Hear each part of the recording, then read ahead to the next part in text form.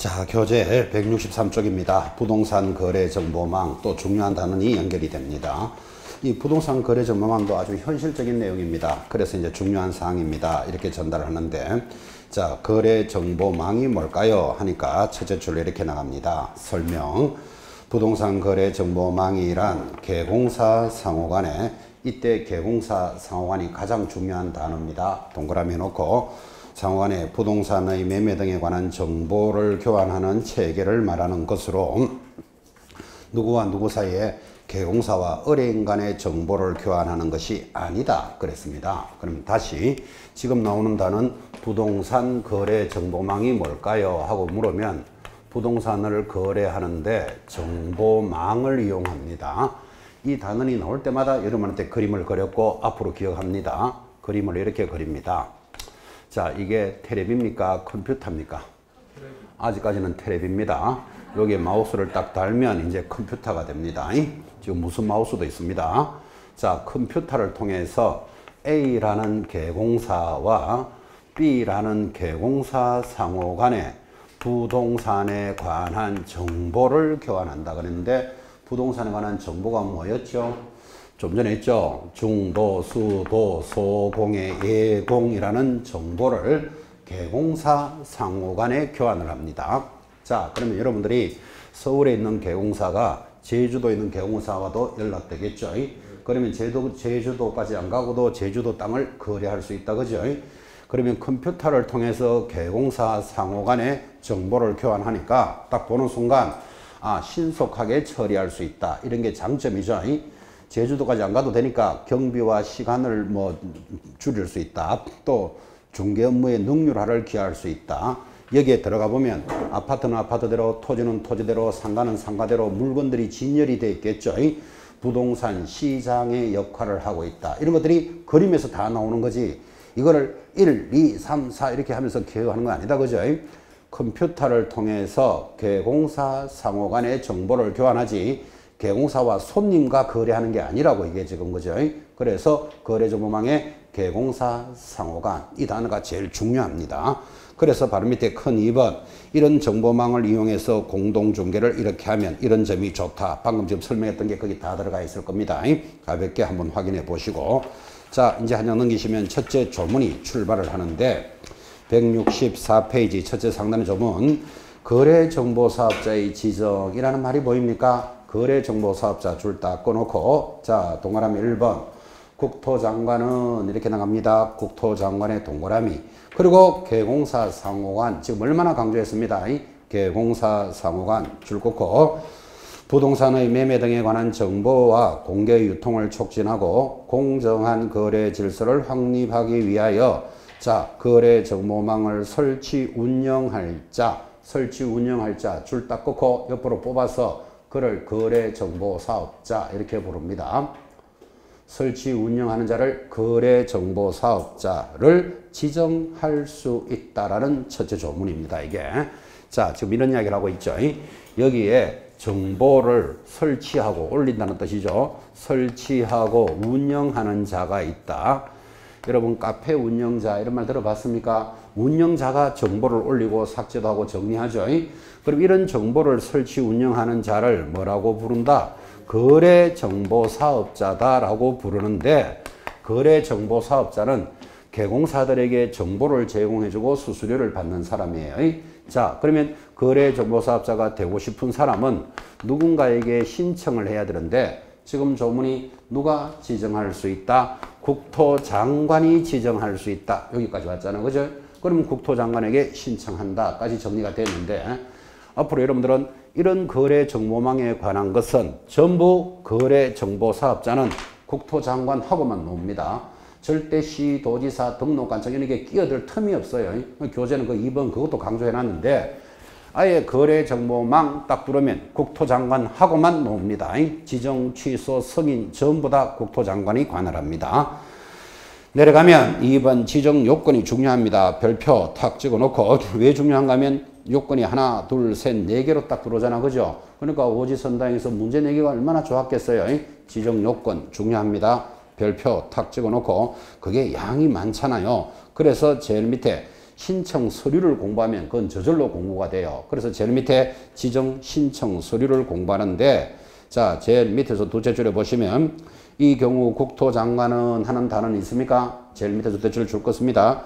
국토장관은 전자정부법 36조에 따라 행정정보의 공동이용을 통하여 법인 등기사항 증명서를 확인해야 한다까지 줄 꺼놓고, 확인한다 이 말은 제출하지 않는다 이 말이에요. 제출 X 표시합니다. 그러니까 이 등기부 등본은 인터넷으로 확인할 수 있으니까 굳이 가져오지 말고 국토장관이 확인하겠다 줄 것인 거예요. 드디어 가져가는 서류 오른쪽에 보시면 전기통신사업법에 따라 부가통신사업신고서 제출합니다. 부가통신할 때 통 동그라미. 자, 2번 끝에 보면 등록증 사본 가져갑니다. 등 동그라미. 정보처리기사 자격증 가져갑니다. 정 동그라미. 공인중개사 자격증 공 동그라미. 그리고 컴퓨터 용량을 알 수 있는 서류 컴퓨터 동그라미인데, 지금 거기 파랗게 강조해 놓은 글씨와 지금 동그라미 하는 게 살짝 다를 때도 있죠. 왜 다른가 하면 지금 이 책을 쓴 저자는 거기 파란 글씨를 강조해 놨는 거예요. 그래서 저는 수업할 때 지금 제가 강조하는 걸 체크해 드리고 있는 거예요. 그래서 강조하는 글자들이 대체적으로 거의 유사하지만 조금씩 다른 이유는 그것 때문에 그래요. 그래서 이 책을 쓴 저자는 암기 코드를 그렇게 만들었다 이 말이에요. 근데 저는 이제 이렇게 만들었으니까 표시를 그렇게 하고 있는 거예요. 자, 이렇게 갑니다.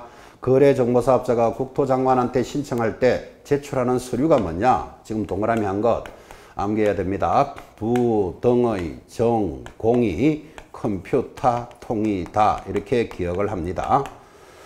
자, 여러분들이 만나는 서류에 대해서 어떤 서류에 대해서 적어보라 이런 문제 절대로 안 나오죠. 문제가 흘러가면 맞다 틀렸다만 찾아낼 능력을 갖추면 되는 거예요. 그래서 암기를 이렇게 합니다. 자, 거래정보사업자는 컴퓨터를 통해서 계약을 하는 자니까 컴퓨터에 대해서 좀 잘 알아야 안 되겠습니까? 그래서 거래정보사업자가 되려면 부 등의, 아버지 등의 전공이 컴퓨터 통이다 이렇게 기억을 합니다. 부 등의 전공은 컴퓨터 통. 자, 이게 암기가 됐다면 부가 뭔가 하면 우리 단원에서는 법인 등기부를 불허하고 절대 다른 말 없습니다. 이거 제출할 필요는 없다. 지금 체크하셨죠? 앞으로 부 하면 뭐라고요? 법인 등기부 제출할 필요는 없다. 등이 뭐였죠? 등록증 사본을 가져가는데 여기 구질구질하게도 전국적으로는 500명 이상이고 2개 이상의 시도에서는 30명이 가입해야 된다라는 구질구질한 숫자도 붙습니다. 근데 이게 시험에서 갈로이키 문제에 잘 들어와요. 그래서 이거를 이렇게 기억합니다. 우리 중개사법에서 전화번호로 기억하는 건 이거밖에 없어요. 그래서 이 과목이 중개사법이니까 중개법 쌤 전화번호가 509개 230번 이렇게 전화번호로 기억합니다. 전화번호 몇 번이라고요? 509개 230번 순서대로 딱 기억하라 이 뜻이에요. 전화번호 좋아요 나빠요? 좋죠. 가끔 전화도 한 번씩 하시고 이모티콘 이런 것도 하나씩 보내주시기 바랍니다. 509개 230번 등록증 가져갑니다. 정, 정보처리기사 자격증 하나. 공, 공인중개사 자격증 하나. 컴퓨터 용량을 알 수 있는 서류. 그리고 통 하면 부가통신사업 신고서예요. 자, 서류에 대해서 적으라는 문제는 절대로 안 나올 거니까 어떻게 기억한다? 부 등의 전공이 컴퓨터 통이다. 컴퓨터를 가지고 작업을 하는 사람들이니까 컴퓨터에 대해서 잘 알아야 된다. 그죠? 그래서 아버지 등의 전공이 컴퓨터 통 이렇게 가는데 지금은 등록증으로 바뀌었지만 그전에는 인감증명서를 가져오라던 시절이 있었어요. 그때는 노래 제목이 부인의 전공은 컴퓨터 통 이렇게 공부했었는데 지금은 인감은 없어진다 그랬잖아요. 그래서 등록증으로 바뀐 거예요. 그때 부인의 전공은 컴퓨터 통 할 때는 밑에다가 세련됐다 이런 것도 적으라 그랬어요. 부 등의 전공은 컴퓨터 통으로 갑니다. 자, 이제 이 서류를 제출하면 내려가서 지정을 해주는데 2번에 1번 첫째 줄입니다. 국토장관은 지정받은 날로부터 며칠 내로 30일 내로 지정서를 교부합니다. 30일 이거 시험에 잘 나와요. 동그라미. 자, 그리고 하단의 것은 국토장관이 하는 거니까 볼 필요 없어요. 넘어가면 이제 운영 규정을 정하는데 내가 지정을 받았으니까 이제 운영을 해야 되잖아. 그죠? 그래서 상단에 가니까 거래정보사업자는 줄 것입니까? 지정받은 날 줄 거 놓고 3개월 내로 운영 규정을 정하는데 더 중요한 게 바로 밑에 이것은 국토장관한테 승인받아야 한다는 게 중요해요. 여러분 운영 규정에는요 이 컴퓨터망을 어떻게 활용하고 서로 간의 의무와 책임 그리고 사용료는 한 달에 30만원 이런 것들을 운영 규정으로 정하는데 30만원씩 받겠다고 정해놓고는 실제로 50만원씩 받으면 위반할 수 있잖아. 그죠? 그러니까 아예 국토장관한테 승인받고 써야 된다. 이렇게 딱 해놓고 국토장관의 승인사항이 시험에 잘 나옵니다. 그리고 날짜도 30일, 요번에는 얼마? 3개월 했잖아. 그죠? 이걸 반대로 돌린다니까요. 그러니까 아예 기억하실 때 짧은 숫자 30일에서 3개월로 간다. 이렇게 의식을 하고 동그라미를 해 놓으셔야 됩니다. 내려가면 큰 4번 거래정보망의 운영은 첫째 줄에 줄 것입니까? 지정받은 날로부터 1년 안에 운영하는데 이거 안 하면 취소되는 사유예요. 좀 이따 할 거예요. 일단 줄만 하나 끊고 자 드디어 중요합니다. 밑에 4번 별표 딱 찍고 어차피 이 단어는 정보를 교류하는 단어니까 정보 위반에 대해서 시험에 안 물을 수가 없어요. 근데 아까도 이런 이야기 했죠. 하나의 주제 밑에 대상자를 다르게 처벌하는 거 잘 봐야 된다고. 자, 그럼 지금 그 정보를 위반하는데 1번 거래정보사업자가 위반하면 제목에 줄 거예요. 그리고 오른쪽 올라가면 개공사가 위반하면 이렇게 두 사람이 구분이 되어 있다고요. 하나의 주제 밑에 대상자를 다르게 하는 것 시험에 잘 나온다. 네 군데 있는 데서 지금 두 번째 나온 거예요. 지금 아까 시연했던 건 뭐였죠? 인장 등록을 위반한 개공사와 소공사를 다르게 처벌했죠. 자, 정보를 위반하는데 자, 1번 거래정보사업자는 개공사로부터 공개를 받은 정보에 한하여 공개하여야 하고 밑에 2번 다르게 공개하거나 3번 차별적으로 공개하면 안 된다. 이게 정보 위반이에요. 제일 밑에 별표 위반하면 어떻게 되죠? 지정을 취소할 수 있으며 더하기 1년 징역 1,000만원 벌금. 그게 시험에 나온다고요. 자, 오른쪽에 이번에는 개공사가 위반을 합니다. 2번에 1번 개공사가 정보를 거짓으로 공개하여서는 아니 된다. 거짓 동그라미. 그 다음 2번 정보가 이루어지면 2번에 두째 줄 끝에 거래정보사업자에게 통보해야 한다 라고 되어 있잖아. 통보 동그라미. 자, 그러면 거짓으로 공개하거나 통보 안 하면 위반이니까 밑에 6월 이하의 업무 정지예요. 줄 딱 꺼놓고 거래정보사업자가 위반하면 취소도 되고 더하기 1년에 1,000. 개공사가 위반하면 업무 정지 받습니다. 자, 그 다음 이어지는 단원이 가장 시험에 많이 나옵니다. 지정 취소 사유가 들어오는데 딱 보니까 취소 사유가 모두 몇 개? 5개. 객관식 문제 내기가 얼마나 좋았겠어요. 이 해마다 나옵니다. 해마다. 자, 취소되는 사유 작년에도 나왔는데 1번 거짓 부정한 방법으로 지정을 받으면 취소합니다. 거짓 앞에다가 허위 적어 놓습니다. 여러분 허위나 거짓은 같은 말이다. 이 정도는 동의하시겠죠? 허위 적어 놓고 2번 운영 규정 위반하면 운영 동그라미. 3번 방금 했죠? 첫째 줄에 중개 대상물의 정보를 위반하면 정보 위반하면 취소되고 더하기 1년에 1,000이라고 그랬어요. 정보 동그라미. 4번 개인인 거래정보사업자가 사망하거나 법인이 해산하면 개인이 죽으면 사망, 법인이 죽으면 해산이니까 해산에 동그라미 놓고 죽으면 더 이상 운영 못하죠. 그러면 취소하겠다 이 말이에요. 해산 동그라미. 마지막 5번 정당한 사유 없이 줄 것입니까? 지정받은 날로부터 1년 줄 거 놓고 1년에 동그라미. 1년 안에 운영 안 하면 취소시키겠다. 자, 그래서 이 거래정보사업자가 지정이 취소되는 사유가 해마다 들어오는데 이게 5가지니까 문제 내기도 좋잖아요. 지금 동그라미 한 것들이 이겁니다. 허, 운, 정, 해, 일이 취소 사유다. 확인해 봅시다. 허가 뭘까요? 그렇지. 여러분들은 허위만 찾아내요. 그죠? 그러면 저절로 시험에서는 거짓, 부정한 방법은 올려준다니까요. 허위. 2번이 뭐였죠? 운영 규정을 위반하면 정은 정보를 허위로 공개하면 취소하겠다. 해가 뭐였죠? 사망하거나 해산해서 더 이상 운영 못하면 취소한다. 1이 뭐였죠? 1년 안에 운영 안 하면 취소하겠다. 그래서 얼마나 노래를 부르는지 취소 사유는 허, 운, 정, 해, 일 이렇게 가는 거예요. 이것도 여러분 좀 더 잘 기억하라고. 저는 아직 보지도 못했는데 탤런트 중에 허윤정이라는 사람이 있어요. 허윤정이가 요즘 텔레비에 취소됐는데 왜 취소됐는가 하면 해산해서 1년 동안 취소했다. 이렇게 해서 제목을 잡아요. 자, 다시 취소되는 사유가 뭐라고요? 허운정, 해일. 허윤정이가 뭐 했다고요? 해산을 해서 1년 동안 취소됐습니다. 또 혼자 집에 가다가 유산이든가 출산이든가 이래가 또 헷갈리면 안 됩니다. 글자 달라지기 때문에. 허운정해 1. 작년에 1에 나왔어요.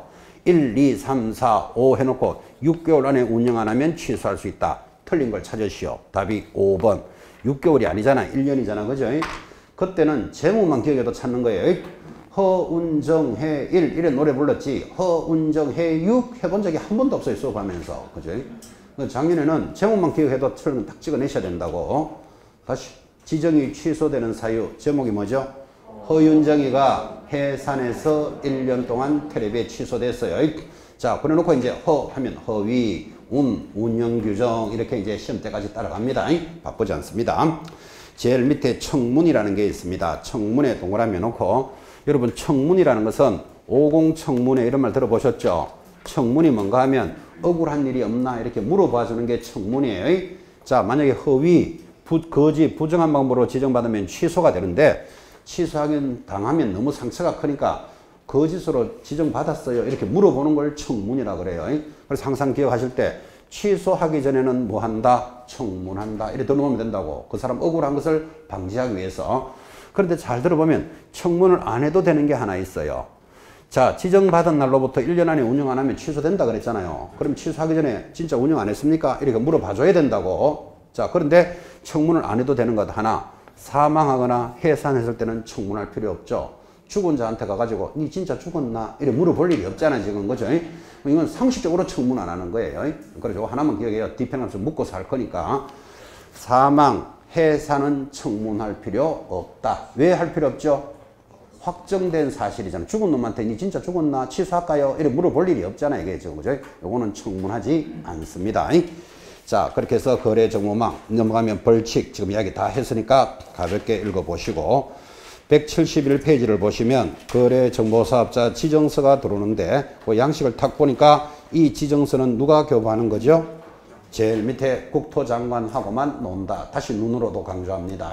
그래서 여러분이 지금 밖에 현장에 나가보면 뭐 직방, 한방, 네이버 이래서 동네별로 거래 정보망 이런 게 움직이는데 그런 정보망은 사설 정보망이에요. 우리 동네에서 중개업을 하는 사람들끼리 정보를 교류하자. 이거는 사설 정보망이고 우리가 지금 공부하는 것은 국토장관이 지정해 주는 거예요.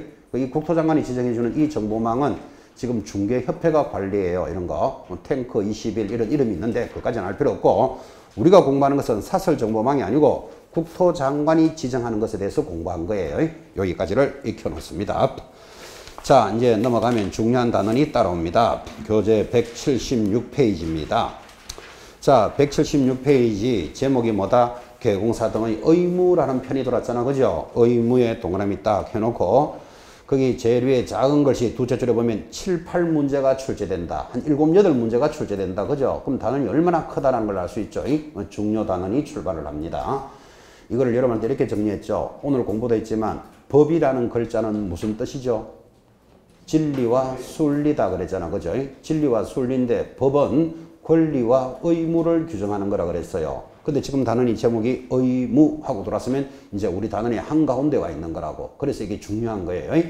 자, 첫 번째 의무는 가볍게 갑니다. 177페이지 하단 오른쪽 기본 윤리 의무가 있는데 기본 윤리가 뭐냐? 그렇게 물으니까 시인이 성실해라 라는 의무예요.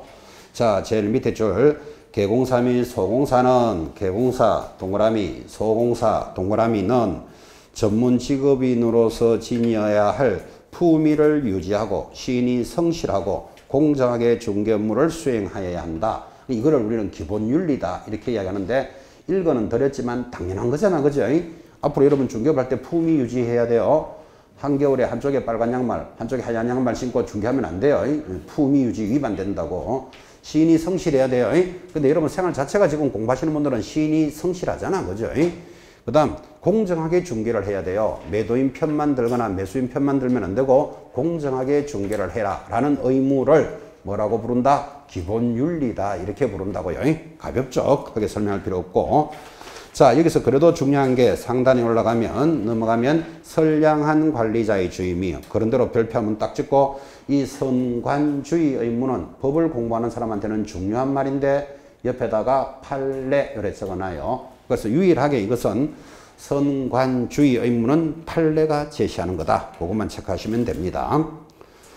자, 이제 그래도 이 단원에서 그래서 잘 나오는 게 비밀 누설에 금지할 의무예요. 이것도 의무잖아. 지켜야 되잖아. 그죠? 자, 읽어볼까요? 첫째 줄에. 개공사 등은, 여기서 제일 중요한 말이 개공사 등이에요. 거기까지 동그라미 딱 해놓고 동그라미랍니다. 개공사 등이 누구죠? 중개업을 하는 사람 전부 다 들어가는 거예요. 개공사 등 하면 개공사, 소공사, 중개보조원, 법인의 임원, 분사무소 책임자. 하여튼 중개업을 하는 사람 모든 사람은 적용되는 거예요. 이거를 시험에서 개공사가 비밀을 준수해야 된다면 틀려요. 정확하게 뭐 개공사 등 이거 잡으셔야 돼요. 등은 이법 및 다른 법률에 특별한 규정이 있는 경우를 제외하고는 업무상 알게 된 비밀을 누설하여서는 아니 된다. 개공사 등이 그 업무를 떠난 후에도 또한 같다. 이게 비밀 준수의 의무인데 사실은 모든 업종에서 다 있습니다. 여러분 경찰관도 업무상 알게 된 비밀을 준수해야 되죠. 군인도 업무상 알게 된 비밀을 지켜야 되겠죠. 의사 선생님도 환자의 비밀을 지켜줘야 된다, 안 지켜야 된다? 지켜줘야 되죠. 무슨 정신없는 의사가 그죠? 저 환자는 코만 빼고 다 고쳤다 기사고 그런 사람 안 돼요. 고쳤기나 말았기나 하여튼 그죠? 환자의 비밀을 지켜줘야 되고 선생님도 학생의 비밀을 지켜줘야 된다. 이해하시겠죠? 그래서 중개를 하다 보니까 매도인, 매수인의 비밀을 알게 되더라도 비밀을 준수하라라는 단원이에요. 자, 그럼 여러분 시험에서 비밀을 안 지켜도 됩니까? 이래 낼 일은 없다고. 당연히 비밀은 준수해야 되니까. 그러면 제목에서 나올 때 위반할 때 제재가 뭡니까? 이거를 체크하셔야 돼요. 그래서 오른쪽 179페이지 위반 시의 제재. 비밀 준수 위반하면 어떻게 된다? 1년 징역 1,000만 원 벌금. 그거를 지금 기억하셔야 돼요. 비밀 위반하면 제법 세요. 1년 징역 1,000만 원 벌금인데 더 중요한 말이 바로 밑에 2번. 이런 비밀 누설 금지는 중개사법에서 반의사불벌죄로 규정한다. 이게 중요해요. 반의사불벌죄의 동그라미. 그게 무슨 뜻입니까? 바로 설명해 놨잖아요. 밑에. 피해자의 명시한 의사에 반하여 벌하지 않는다. 이거를 반의사불벌죄 그럽니다. 무슨 뜻인가 하니까 피해자가 처벌하지 마세요 하면 처벌하지 않는 죄를 적용한다. 아주 독특한 내용이죠. 시간은 바쁘지만 좀 옆으로 가서 지금 우리 사회의 형사법, 형법은 그죠? 피해를 입은 사람이 처벌하지 마세요 하면 처벌을 안 하는 게 원칙일까요? 하는 게 원칙일까요? 하는 게 원칙이라고 그랬어요. 만약에 피해자가 그죠? 처벌하지 마라 그런다고 처벌을 안 하면 사회 질서가 무너져요. 이렇게 예를 들까요? 어떤 사람이 누구를 죽였어요. 죽였다 이 말은 살인죄잖아. 그죠? 죄 중에서 제일 큰 게 살인죄인데 죽여놓고는 그 피해자 가족한테 가서 야 어쩌다 보니까 사람은 죽었고 한 100억 줄게 없는 걸로 하자. 그죠? 그러니까 피해자 가족이 돈이나 작나 100억인데 그럼 100억을 받고 나는 처벌을 원하지 않는다. 그래서 만약에 처벌을 안 하게 되면 돈 있는 놈은 막 죽이고 다녀도 된다 이 말하고 같은 말이 되잖아. 지금 이게 사회 질서가 무너진다니까요. 그래서 피해자가 원하지 않아도 처벌을 하는 게 원칙이에요. 근데 피해자가 처벌을 원하면 하지 마라 하면 20년 징역을 10년으로 깎아줄 수 있더라도 처벌은 한다 이 말이에요. 그런데 지금 독특하게 피해자의 명시한 의사에 반해서 처벌하지 않는다 그랬으니까 이게 중요하다고. 피해자가 처벌하지 마세요 하면 처벌하지 않는 죄가 적용됩니다. 우리 중개사법에서는 비밀 준수 요거 하나만 있고 사회에는 많아요. 왜 너희 할배는 쌍놈이잖아 뭐 이런 거 있죠. 사자에 대한 명예훼손죄 이런 것도 반의사불벌죄예요. 사자 죽은 사람 명예훼손죄 또는 뭐 가벼운 폭행죄.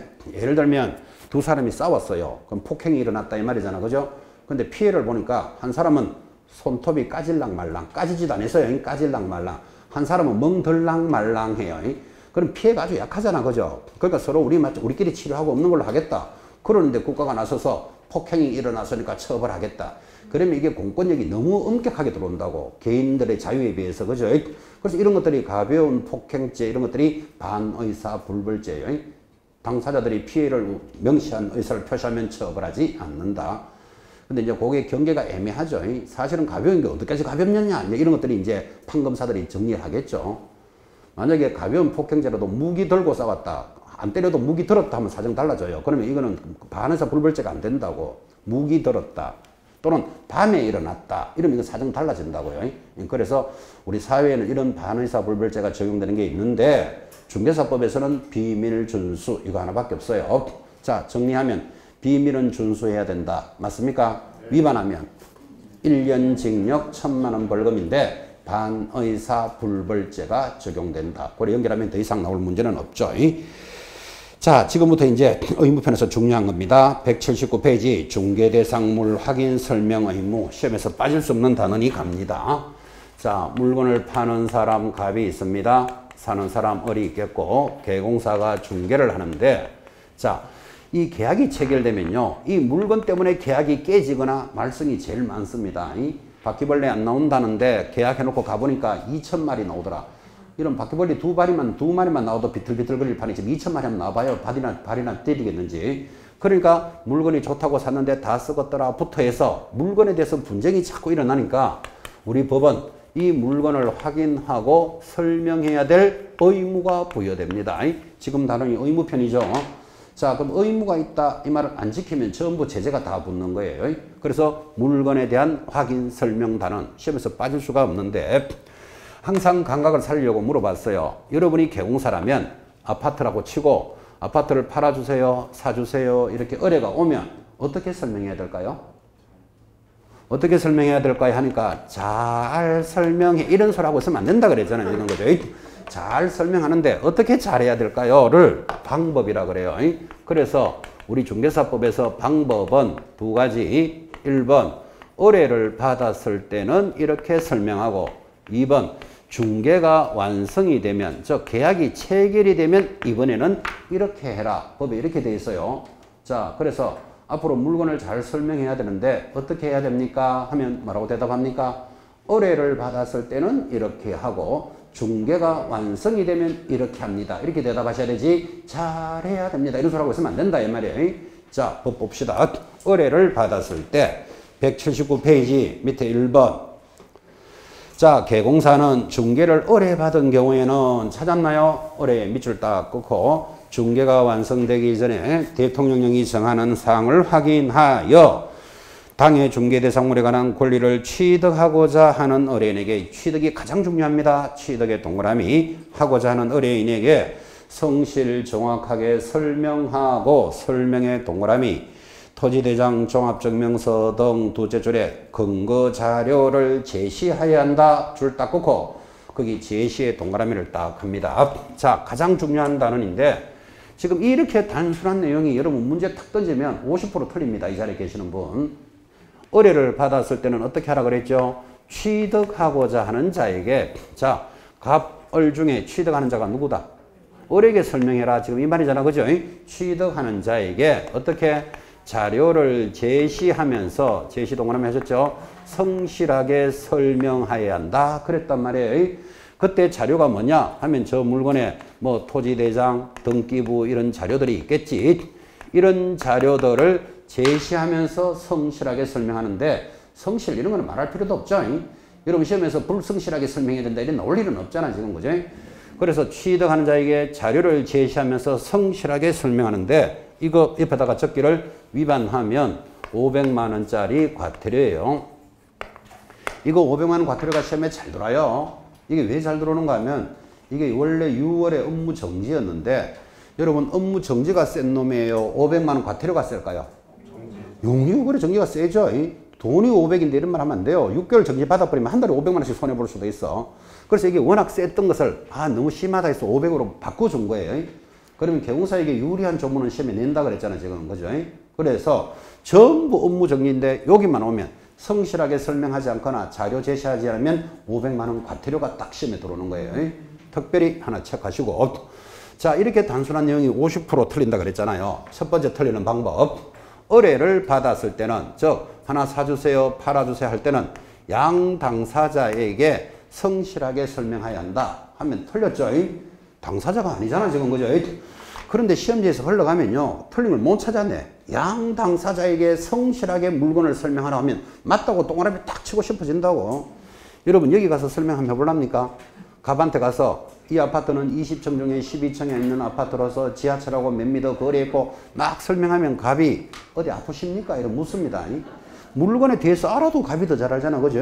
근데 이거를 못 찾아낸다고 시험에서. 그죠? 취득하는 자에게 설명합니다.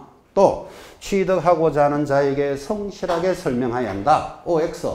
X입니다. 말로만 설명하면 안 돼. 자료를 제시하면서 설명하라 그랬잖아요. 지금 그죠? 제시, 설명 딱딱 찾아내셔야 됩니다. 우리 과목은 설렁설렁 공부하면 점수도 설렁설렁 나옵니다. 28.5 이런 막 나옵니다. 들을 때는 잘 들어놓고 점수는 찍었다면 틀린 데만 찍는다고 지금. 왜? 설렁설렁 공부하기 때문에. 그죠? 우리 공부는 특히 또 내용이 단조롭고 또 현실적인 문제잖아. 밖에서 쓰는 문제니까. 또 선생도 좀 잘 가르치는 것 같잖아. 그죠? 그런데 점수만 32.5 나온다고. 왜 그런 줄 알아요? 자기가 내공이 안 쌓여서 대충 공부한다고. 다 알아듣는다고 생각하기 때문에. 그래서 아는 내용을 자꾸 들으셔야 돼요. 그래서 뭐를 또 강조하는지도 자꾸 들어야 되고. 그죠? 취득, 제시, 설명 딱 붙어 있어야 돼요. 하나로 돌리면 500만 원 과태료예요, 이거. 자, 첫 번째 강조했습니다. 그러면 을에게 이렇게 설명을 잘 하니까 을이 물건이 좋구나. 내가 사겠소 하면 뭐가 된다? 계약이 체결이 되잖아요. 체결되는 것을 중개를 완성했다 그래요. 중개가 완성하면 이번에는 양 당사자에게 해야 된다는 게 중요하다고. 두 사람한테 나 이 물건을 이렇게 설명했다. 이렇게 진행하는 거예요. 자, 중개가 완성되었을 때 그냥 넘기시면 교재부터 봅시다. 여기죠. 여기입니다. 교재 183페이지. 183쪽 상단에 가니까 첫째 줄에 개공사는 자 누가 해야 된다? 개공사가 해야 돼요. 개공사는 중개가 완성되어 찾았습니까? 중개의 완성의 밑줄. 계약서를 작성할 때는 확인 설명사항을 대통령령이 정하는 바에 따라 서면으로 작성하고 서면 동그라미 작성 동그라미 당사자에게 교부하고 교부 동그라미 합니다. 3년 동안 3년의 동그라미 바로 밑에 원본 4번 전자문서를 보존해야 한다 했습니다. 보존에도 동그라미. 지금 동그라미 한 것들은 끈끈이 의무이기 때문에 하나를 빠지면 업무 정지 받아요. 그래서 지금 동그라미를 딱딱 찍고 있는데 자 다시 완성이 되면 계약이 체결되면 양 당사자에게 법에서 어떻게 하라 그랬어요? 서면으로 작성하고 그것에 대해서 서명 및 날인하고 당사자들에게 교부하고 일정한 기간 동안 보존해야 한다 이랬습니다. 만약에 서면으로 작성하면 된다 하면 X예요. 업무 정지 받는다니까요. 서명 날인 빠뜨리면 업무 정지 받아요. 교부 안 하면 업무 정지, 보관 안 하면 업무 정지예요. 그래서 끈끈이 서면, 작성, 서명 날인, 교부, 보존의 의무가 있는데 자 이를 번역하면 서면이 뭘까요? 하면 좀 이따 보게 되는데 확인 설명서라는 양식이 있어요. 이게 1, 2, 3, 4라는 네 가지 양식을 가지고 작성하는 거예요. 작성을 하는데 누가 작성해야 될까요? 지금 조문이 개공사는 이렇게 나가잖아. 그죠? 그래서 개공사가 작성을 하고 서명 날인은 누가 할까요? 당연히 내가 작성했으니까 내가 책임진다. 이렇게 설명했다라고 자기가 서명 날인하는 거예요. 교부하래요. 당사자들을 대상으로 교부해야 되니까 말 없어도 몇 통 작성하고 세 통 작성해야 되지. 그래야 자기는 하나를 보존할 거잖아. 그죠? 몇 년간 보존한다? 3년간 보존하라 돌았습니다. 보존 서류가 우리 중개사법에 3개가 있는데 지금 2개 돌았어요. 곧 하나 더 하겠지만 아까 시간에 보존하는 건 뭐였죠? 전속중개계약서 3년. 지금 하고 있는 건 뭐죠? 확인설명서 3년 보존합니다. 이제 하나 더 남았습니다. 그 3개가 계속 시험에서 봅니다. 자, 이렇게 해서 확인설명서를 작성, 서명, 날인, 교부, 보존을 하는데 여기 법이 도입이 되기를 작성을 할 때는 업무를 수행한 공인중개사도 작성할 수는 있다. 이렇게 법이 들어왔어요. 자, 수행한 공인중개사가 작성할 수 있으면 서명, 날인도 그러면 수행한 공인중개사는 함께 서명, 날인해야 한다. 이렇게 되어 있어요. 자, 작성, 서명, 날인을 했더라도 교부나 보존은 누가 한다? 개공사가 하는 거예요. 소공사가 교부해주고 자기가 보존할 그런 의무는 없어요. 그래서 개념을 잘 잡는데 지금 이게 필기는 깔끔하게 이렇게 딱 했잖아. 그죠? 이게 거의 교재 이러면 앞, 뒷장 두 장이 막 돌아가면서 다 설명해 놨는 거예요. 서명 날인하고 소속 공인주가 있으면 어떻게 되고 그걸 계속 적어 놨는데 필기는 이렇게 깔끔하게 하고 다르게 해석하는 사람이 너무나 많아서 항상 요 필기를 하고 나면 확인 학습을 합니다. 두 번째 수업합니다. 필기 다 했습니까? 자, 확인 학습합니다.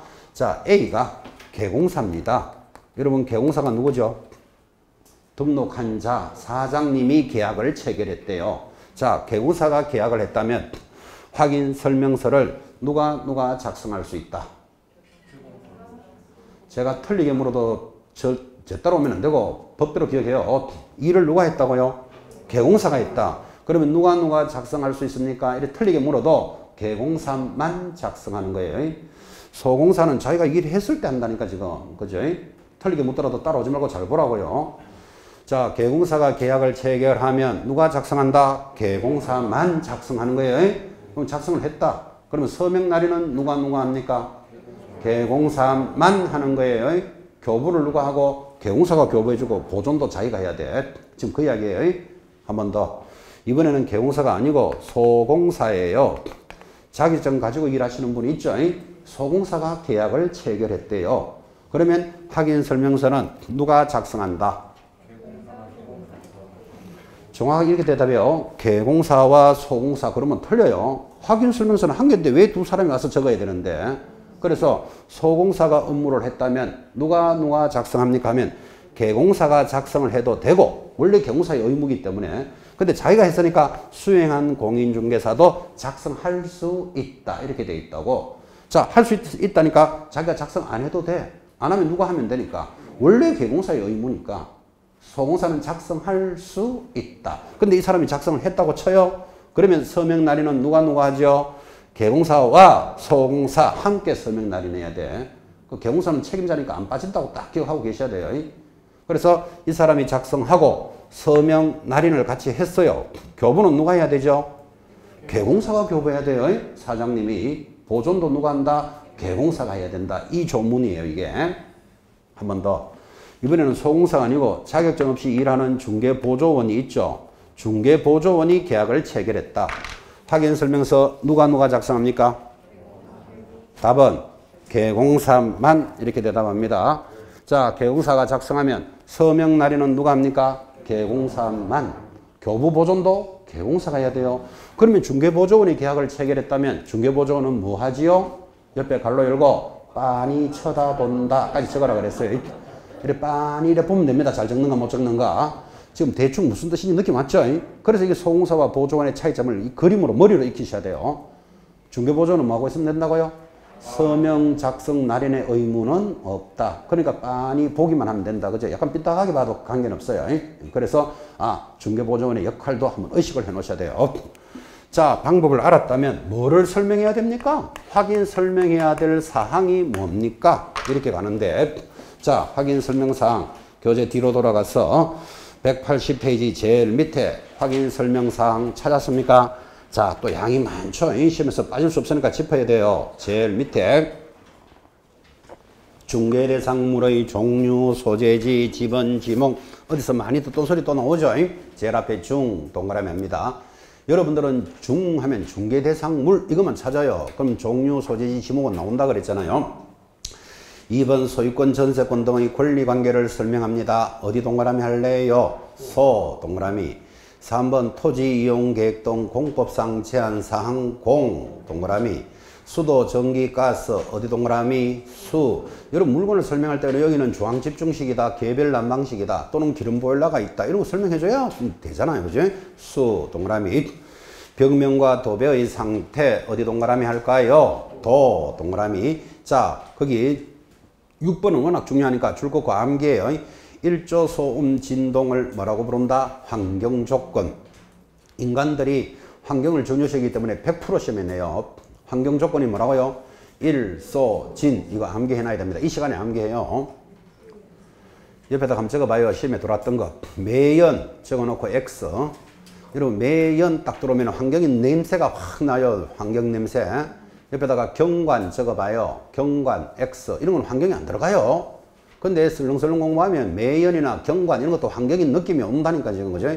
그래서 환경 조건은 암기해야 된다고요. 뭐라고 암기해야 된다? 일, 소, 진. 이건 암기해 놓으셔야 돼요. 자, 그 다음에 7번 도로와 대중교통수단 도 동그라미. 8번 권리를 취득함에 따라 취득도 너무나 시험에 잘 나옵니다. 취득 동그라미 놓고 양도하면 X 딱 표시해 놓으셔야 돼요. 여러분은 세법 시간에 양도세에 대해서 그렇게 강하게 수업하지만 우리는 양도하고 놀지 않습니다. 중개사법은 취득에 따른 조세입니다. 취득에 따른 조세할 때 세 동그라미. 그 그리고 거래 예정 금액 예 동그라미 보수와 실비 할 때 실 동그라미 해놓고 자 확인 설명해야 될 사항이 무엇입니까? 하면 지금 동그라미 한 겁니다. 중, 도, 수, 도, 소, 공액, 세, 예, 실을 지금 동그라미 했어요. 이렇게 하는 이유를 아셔야 되는데 좀 전에 우리가 정보에 대해서 공부했잖아. 그죠? 정보가 뭐였죠? 중도, 수도, 소공의 예공을 공개한다. 지금은 아직 비교가 안 되겠지만 확인 설명과 정보를 비교하는 문제가 나와요. 그래서 이걸 말을 이렇게 만들어 놓은 거예요. 그러니까 지나간 건 놔두고 확인 설명이라도 지금 정확하게 잡으셔야 돼. 자, 확인 설명하는 게 뭐라고요? 중, 도, 수, 도, 소, 공액, 세, 예, 실을 확인 설명하는 사항이다. 이걸 빨리 읽으면 색시도 설명해 줘야 된다. 이렇게 기억해요. 색시를 설명합니다. 중이 뭐였죠?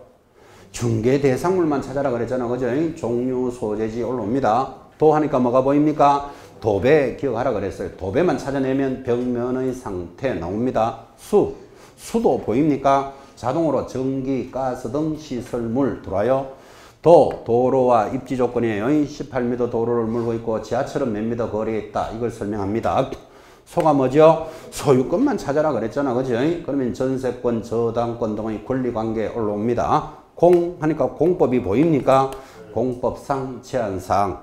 세는 취득에 따른 조세. 예, 예정 가격. 실은 보수와 실비도 확인해줘라. 그죠? 시험 때까지 한 수백 번 들을 거예요. 이걸 지금부터 어떻게 하는가 하면 확인 설명하는 것은 중, 도, 수, 도, 소, 공의 세, 예, 실, 색시까지 확인한다. 이렇게 해놓으면 나중에 정보하고 비교를 할 수 있습니다. 자, 확인 설명사항까지 보셨다면 자, 드디어 이제 확인 설명서를 작성하라 그랬는데 작성을 하기 위해서 확인 설명서 양식을 보셔야 됩니다. 교재 186페이지 갑니다. 186페이지 상단에 확인 설명서 원 찾았습니까? 봤으니까 줄 딱 끊고 옆에다가 주거용 동그라미 합니다. 자, 확인 설명서 원 일단 눈으로 이렇게 슬쩍 한번 봐요. 한 장 넘기시면 189페이지 자, 확인 설명서 작성 방법 들었죠? 거기 별표하시고 바로 옆에다가 반드시 작성해 본다 이거 적으셔야 돼요.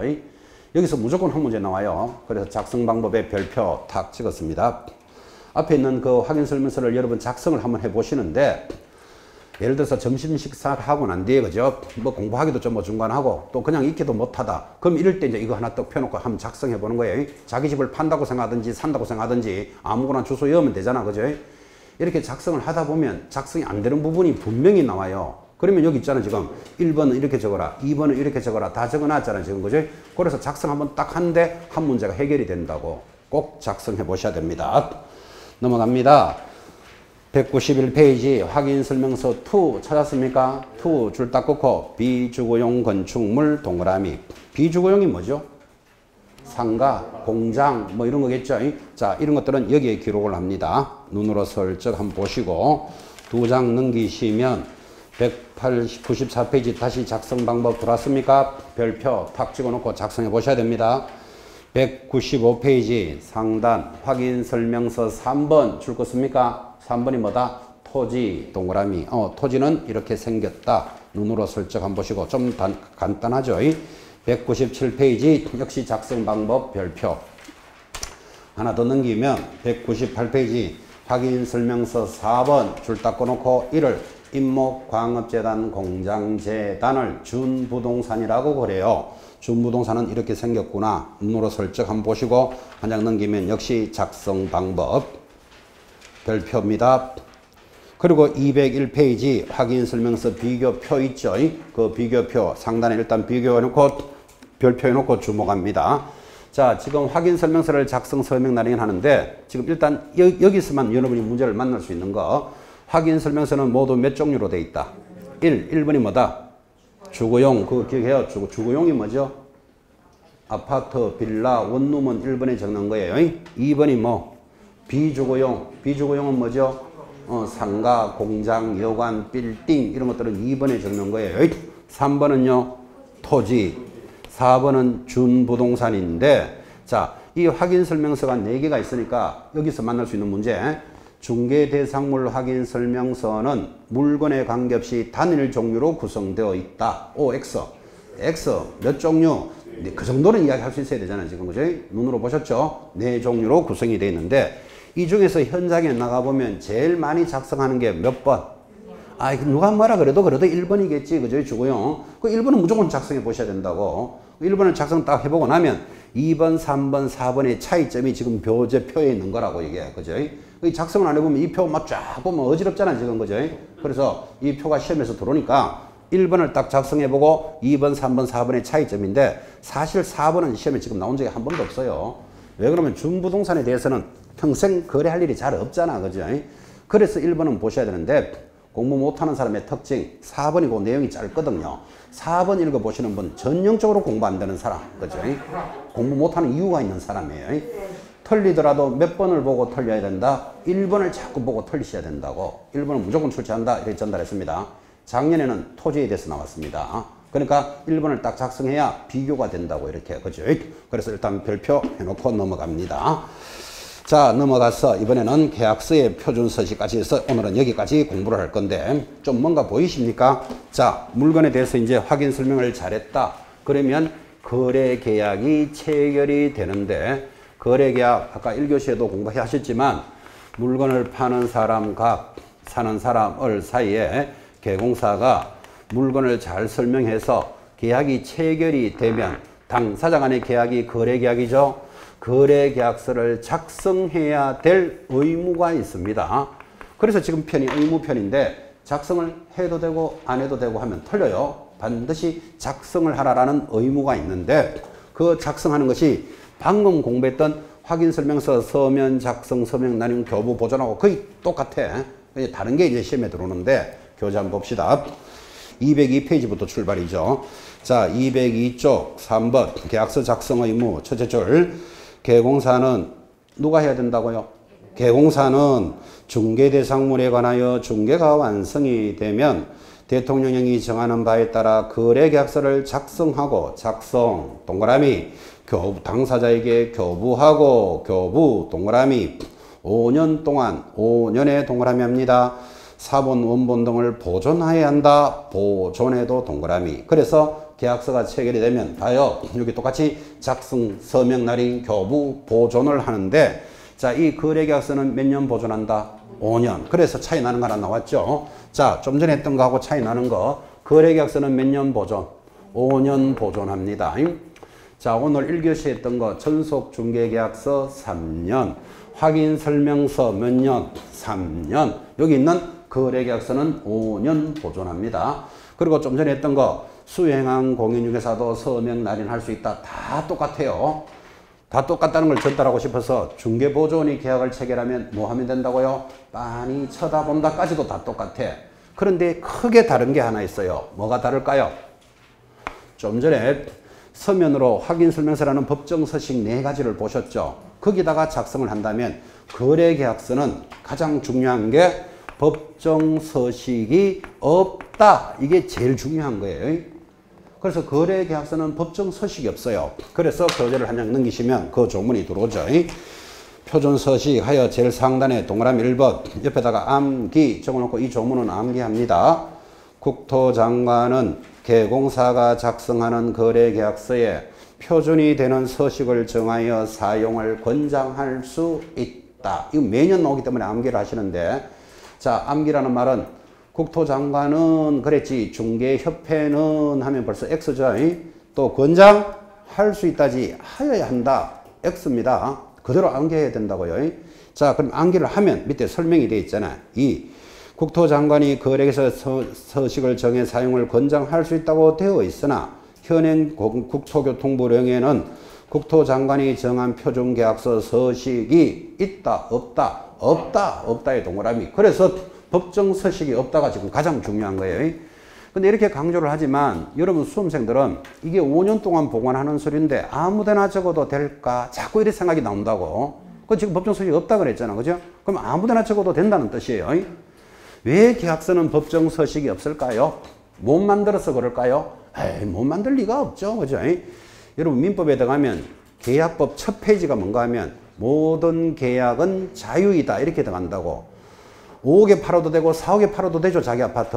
그러니까 선택의 자유, 결정의 자유, 방식의 자유, 내용의 자유, 결정의 모든 계약은 자유롭다. 이게 자본주의 계약법이에요. 이 자본주의 틀이라고 이게. 그래서 모든 계약은 자유롭다. 그랬는데 이 계약서를 쓰라. 이렇게 못 만든다고. 그래서 계약서는 법정 서식이 없는 거예요. 자, 그러면 법정 서식이 없으니까 어느 정도로 이야기하는가 하면 100억짜리 빌딩을 거래하더라도 손톱에도 작성할 수 있다. 시험에 이래 나오면 OX. 좀 억지로 대답하죠. O입니다. O. 그 손톱에 작성해도 되는데 손톱에 뭐 어떻게 적는가 바늘로 막 적어야 되겠지 뭐. 매도인 매수인 거지. 근데 지금 현장에 있는 경영사 손톱에 작성 안 하죠. 손톱에 작성하면 몇 개 뽑아서 3개 뽑아서 한 개는 경영사 5년 보관해야 돼요. 손톱 3개 뽑아 보랍니까 지금 그죠? 그러니까 전부 종이에 다 적을 뿐이에요. 한 번 더. 계약서는 발톱에도 작성할 수 있다. OX. 아, 좀 낫다. O. 그죠? 발톱에 적으면 몇 개 뽑아야 된다. 3개 뽑아서 경영사를 한 개 5년간 보관해야 됩니다. 보관. 그러니 다 종이에 적는 거예요. 자, 그러면 100억짜리 빌딩을 거래해도 발톱에 적어도 된다. 이러니까 마음이 좀 불안하지 않나요? 그래서 우리 법은 보완을 하는 거예요. 법정 서식은 없지만 필수 기재 사항은 있다. 해놓고 이제 시험에서 매년 내는 거예요. 자, 계약서에 가는 건 204페이지 중간에 필수 기재 사항 찾았습니까? 발톱에 적기나 손톱에 적기나 반드시 적어야 되는 거 1번 거래 당사자의 인적 사항 인 동그라미입니다. 2번 물건의 표시 물 계약 일자 개 동그라미입니다. 인도 일시 인 권리가 이전되는 내용 권 거래 금액 그 동그라미입니다. 그 밖에 당사자 간의 약정 사항 그 밖 동그라미 이 그 밖 옆에다가 기타 이래 적어요. 원래는 기타 약정 사항인데 기타가 한자말이니까 그 밖에 이렇게 고쳐놓은 거예요. 기타 약정 사항 장인의 문제기도 하고 그 다음에 8번 확인 설명서 교부 일자 반드시 적어야 돼요. 부 동그라미 그리고 계약의 조건과 기한 조인데 자 조의 동그라미 하시고 이렇게 기억합니다. 거래 계약서의 필수 기재니까 그부터 가는 거예요. 그 물의 인권은 거기 있는데 거기가 개조부를 반드시 기재하라를 지금 동그라미 했습니다. 말도 안 되는 개조부가 이게 왜 들어왔는가 하면 원래는 계약서 필수 기재가 6개였어요. 근데 법이 3가지를 추가했기 때문에 옆으로 갖다 붙은 거예요. 자, 다시 거래 계약서의 필수 기재는 그부터 갑니다. 그 물의 인권은 거기 있는데 거기가 어디다? 개조부. 자, 이렇게 해서 이제 제목이 잡힌 사람들만 그가 뭐죠? 거래 당사자의 인적사항. 이제 시험 때까지 가는 거예요. 인적사항. 물건의 표시. 인도 일시. 권리가 이전되는 내용. 거래 대금. 기타 약정사항. 계약일자. 조건과 기한. 확인 설명서 교부일자라고 들어가는데 시험에 나올 때마다 박스 처리합니다. 이거 이렇게 놓고 다음 중 계약서의 필수 기재 몇 개인가? 이거 기억, 리얼 이런 식으로 문제 내요. 또 답은 3개 이렇게 찾아내니까 앞으로 여러분들이 만나는 시험에서 계약서의 필수 기재라는 말이 나오면 거물의 인권은 거기에 개조부 적어놓고 천천히 확인하셔야 돼요.